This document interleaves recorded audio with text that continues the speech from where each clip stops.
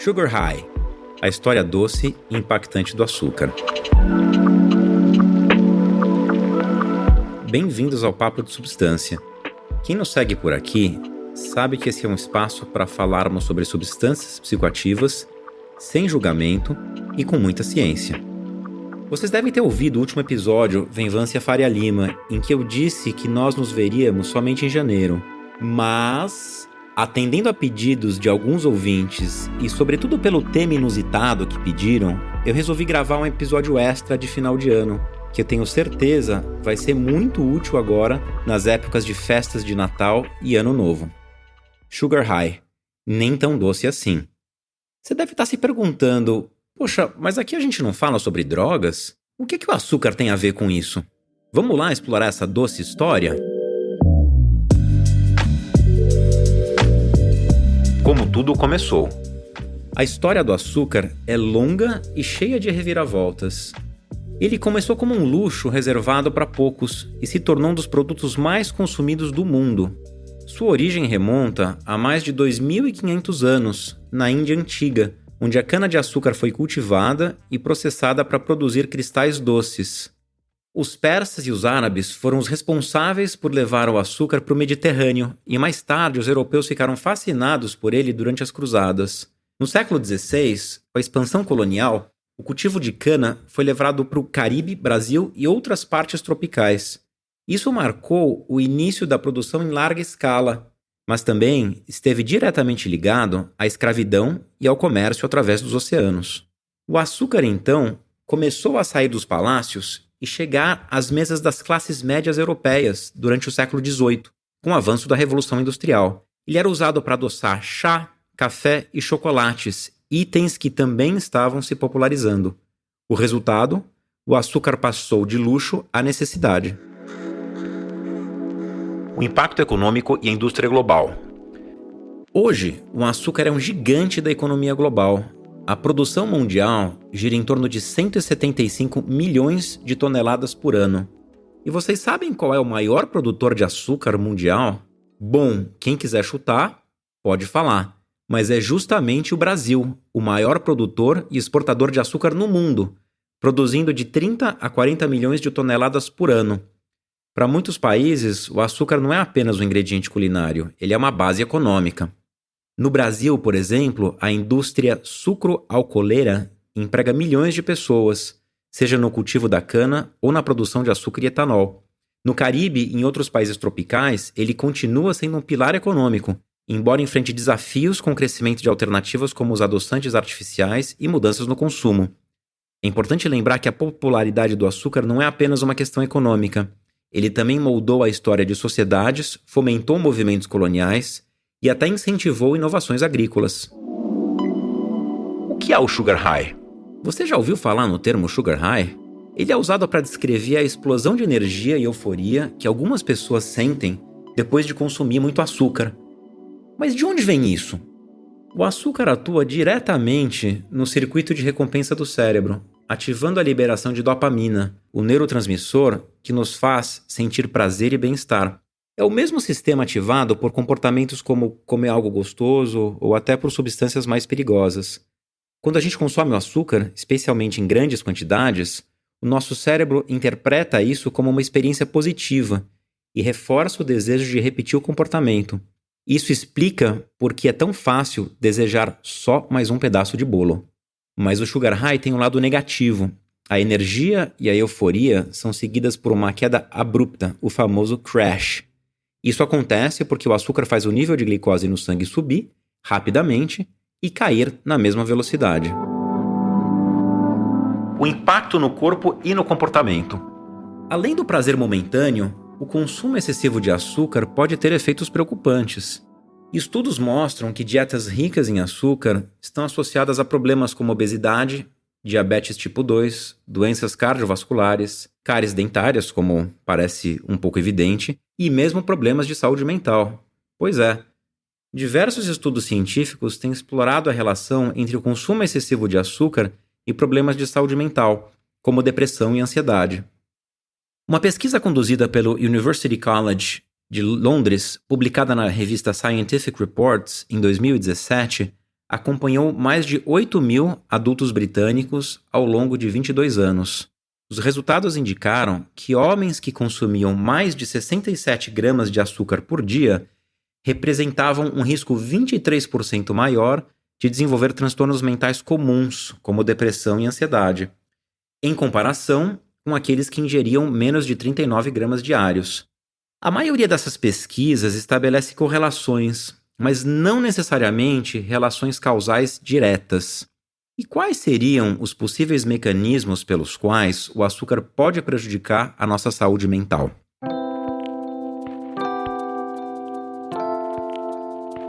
Número 1. Inflamação.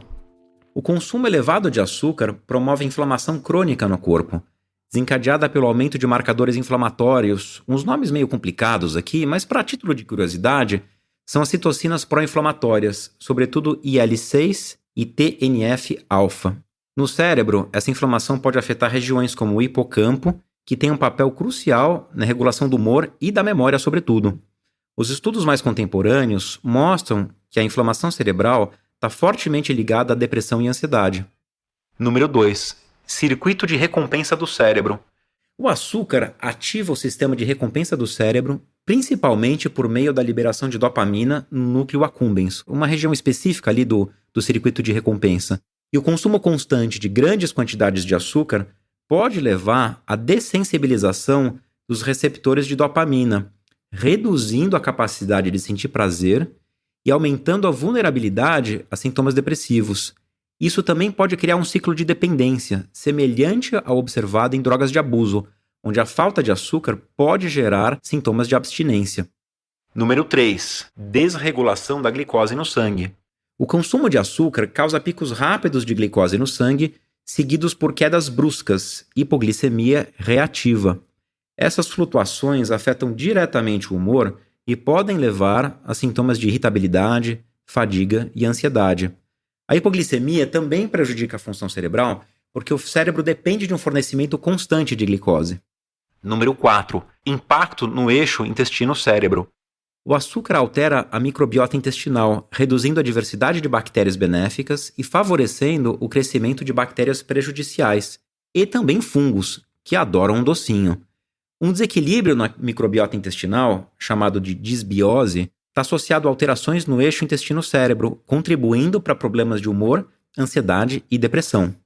Esses que eu citei são os mecanismos mais importantes e os mais falados ultimamente, mas se acredita que o consumo excessivo de açúcar também possa contribuir para o que se chama de estresse oxidativo, redução da neuroplasticidade, que quer dizer a capacidade do cérebro se adaptar a novos estímulos e mesmo ter influência na produção de neurotransmissores. O triptofano, por exemplo, que é o precursor da serotonina, pode ser desviado da sua função devido a processos inflamatórios induzidos pelo açúcar. E bom, voltando à nossa matéria em si, de onde vem o termo sugar high? O termo sugar high começou a ganhar popularidade na segunda metade do século XX, à medida em que os produtos industrializados ricos em açúcar se tornaram amplamente disponíveis. Ele foi adotado para descrever o comportamento percebido, sobretudo em crianças e adolescentes, após o consumo de doces, especialmente durante festas e ocasiões em que o consumo de açúcar é elevado. Então, aquele momento típico, que a gente conhece de uma festinha de criança, em que no momento do parabéns, os mini-humanos começam a atacar a mesa de brigadeiros, enchem a boca com os mais variados açúcares, cantam parabéns euforicamente e na hora do com quem será, já estão dando pirueta pelos cantos.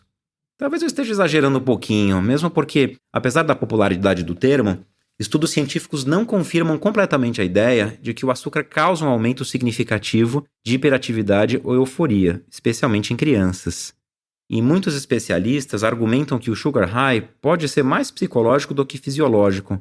As pessoas podem acreditar que elas se sentem energizadas após consumir açúcar, mas na prática, os efeitos podem ser mínimos.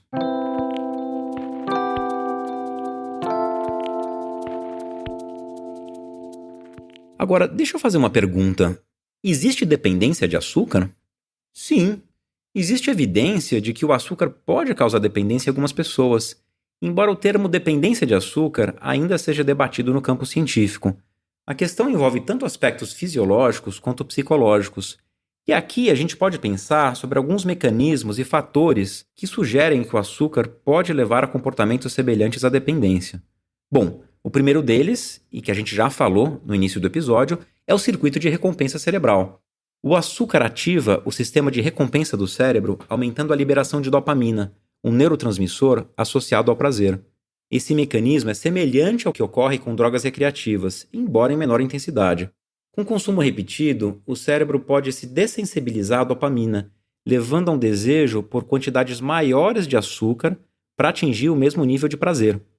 Estudos em humanos e animais mostram que o consumo excessivo de açúcar pode levar a comportamentos semelhantes ao de dependência, incluindo desejo intenso, chamado de craving, uma necessidade de consumir alimentos açucarados, perda de controle, dificuldade em limitar o consumo de açúcar, mesmo quando há consequências negativas, e sintomas de abstinência, irritabilidade, fadiga ou depressão quando o consumo de açúcar é reduzido. Eu tenho um paciente que até já falou em ressaca depois de uma quantidade de um consumo elevado de açúcar no dia seguinte. Comer alimentos açucarados frequentemente é reforçado pelo prazer imediato que eles proporcionam, o que pode criar um ciclo vicioso. Esse ciclo é especialmente problemático no ambiente moderno, onde alimentos altamente processados e açucarados estão disponíveis em excesso. Além dos aspectos biológicos, o açúcar pode ter uma forte conotação psicológica. Muitas pessoas associam o consumo de açúcar ao conforto emocional, o que pode levar a padrões de dependência em momentos de estresse ou tristeza. Isso reforça um vínculo comportamental entre emoções negativas e o consumo de alimentos açucarados. A gente poderia chamar isso de reforço negativo.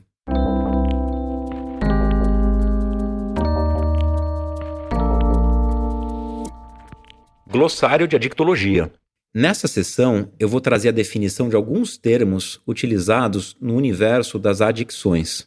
Reforço negativo é um conceito da psicologia comportamental.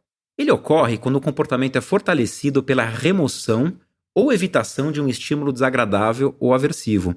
Em outras palavras, no reforço negativo, algo ruim ou desconfortável é eliminado como consequência de uma ação, aumentando a probabilidade de que essa ação seja repetida no futuro. Como é que funciona o reforço negativo? Bom, você tem um estímulo aversivo, tem algo desconfortável ou indesejado no ambiente. Aí você tem um comportamento. A pessoa, ou no caso, animais, quando se estuda, do ponto de vista da psicologia comportamental, adotam um comportamento para se livrar ou evitar esse estímulo aversivo.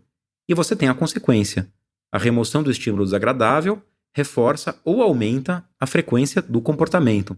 Vamos pensar em alguns exemplos de reforço negativo no dia a dia? Vamos falar de alguns. Colocar o cinto de segurança no carro para eliminar o som irritante do alarme, tomar um analgésico para aliviar uma dor de cabeça, abrir um guarda-chuva para evitar se molhar na chuva e comer um pedaço de bolo para evitar aquela deprê.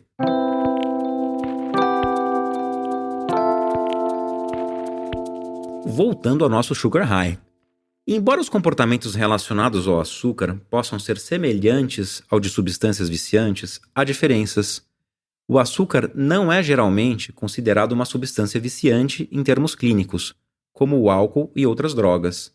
No entanto, os alimentos açucarados estão frequentemente combinados com gordura e outros ingredientes, o que pode aumentar a tendência à compulsão. Agora, a gente vai falar de estratégias nutricionais que têm sido praticadas em tempos atuais. Você já ouviu falar em detox de açúcar?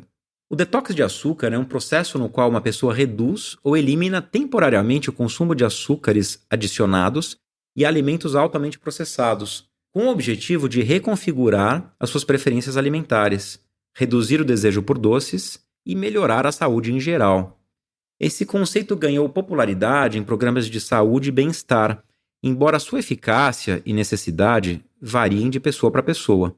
Quais são os objetivos do detox de açúcar? Reduzir a dependência psicológica e física, diminuir os desejos intensos por açúcar e quebrar os ciclos de compulsão, melhorar a saúde metabólica, regular os níveis de glicose e insulina no sangue, aumentar a energia de forma estável, evitar picos e quedas de energia associados ao consumo de açúcar, promover hábitos alimentares saudáveis, encorajar o consumo de alimentos naturais e ricos em nutrientes e reduzir inflamações, diminuir marcadores inflamatórios associados ao consumo excessivo de açúcar. Como funciona o detox de açúcar?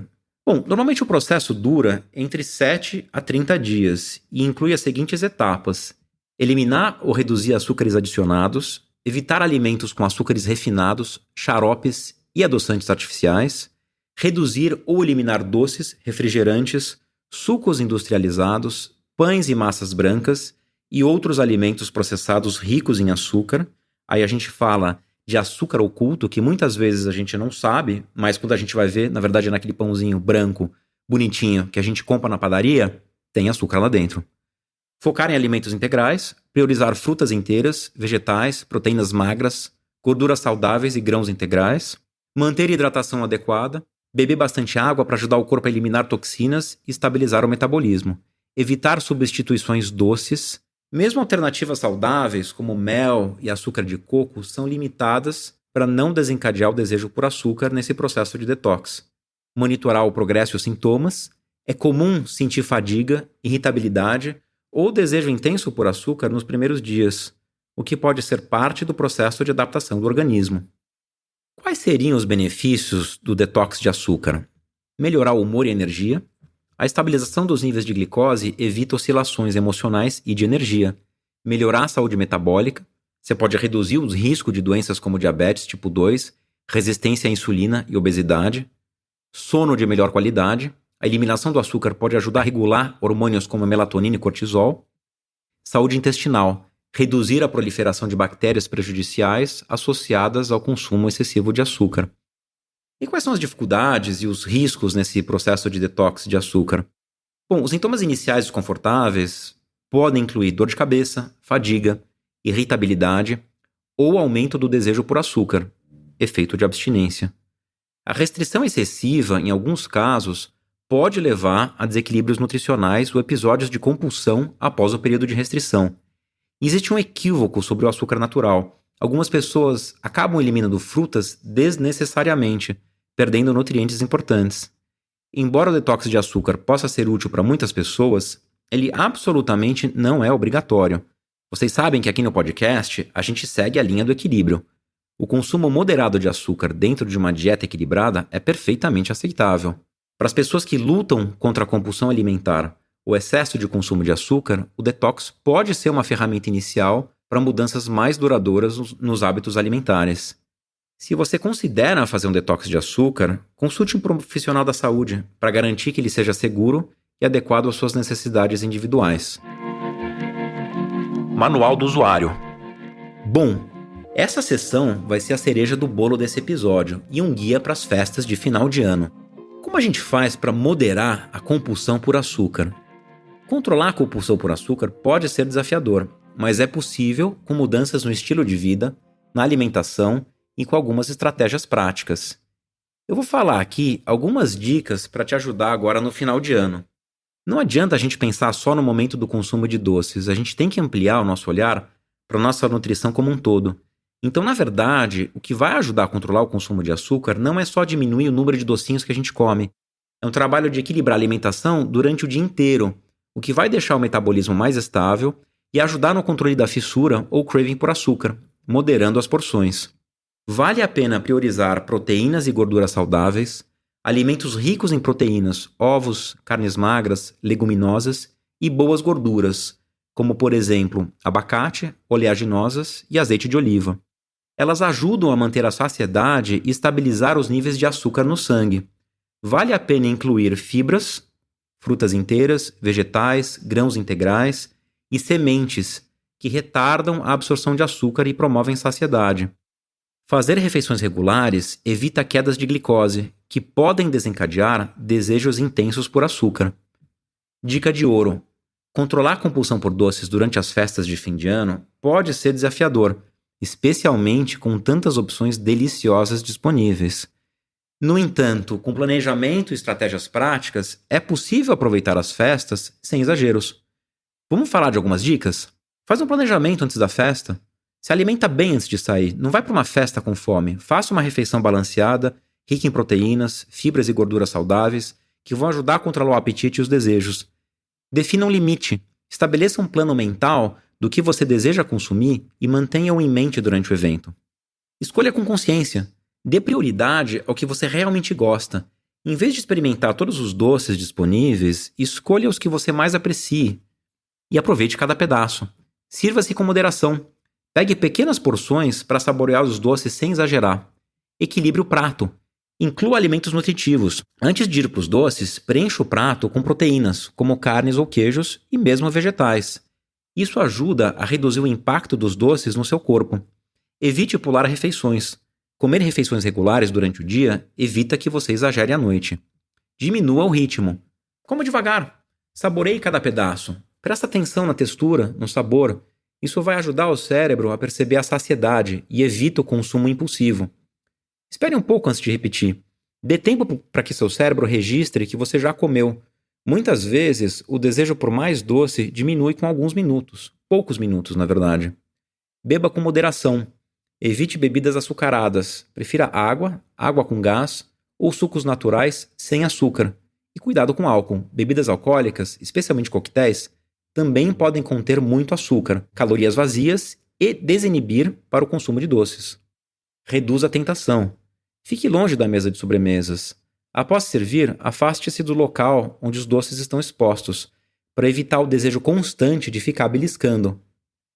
Reflita sobre as suas emoções. Reconheça gatilhos emocionais. Muitas vezes, a gente come por ansiedade, tédio ou estresse nas festas. Identifique se você está comendo por necessidade ou por impulso emocional. Vai encontrar outras formas de se divertir, vai conversar com os amigos, com os familiares, vai participar do que está acontecendo na festa. Desvie o foco da comida. E dica bônus, não seja muito rígido. Permita-se consumir açúcar ocasionalmente, com moderação. Uma restrição muito severa pode levar a episódios de compulsão. Tente adotar uma abordagem equilibrada, escolha doces de boa qualidade e aprecie-os conscientemente. O açúcar é mais do que um ingrediente na nossa dieta. Ele é história, economia, ciência e cultura, um verdadeiro reflexo da humanidade. Mas como tudo na vida, a moderação é a chave. Se você gostou desse episódio, compartilhe com seus amigos e siga o podcast para mais histórias substanciais. Obrigado por ouvir e agora sim, boas festas e até a próxima!